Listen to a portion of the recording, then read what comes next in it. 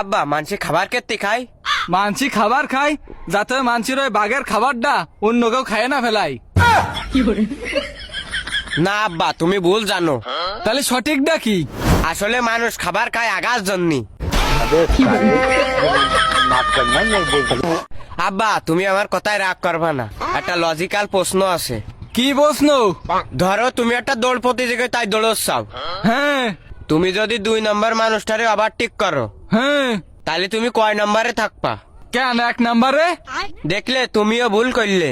কিরাম? দ্বিতীয় জনরে ওভারটেক করলে তো তাহলে তুমি ওর জায়গায় যাবা। হ্যাঁ, তাহলে আমি ভুল কি করলাম? আমি তো ফার্স্টে হচ্ছি। আরে না, তুমি তো এখনো 2 নম্বরে থাকবা। কেন? কারণ প্রথম জন তো তোমার সামনেই রয়েছে।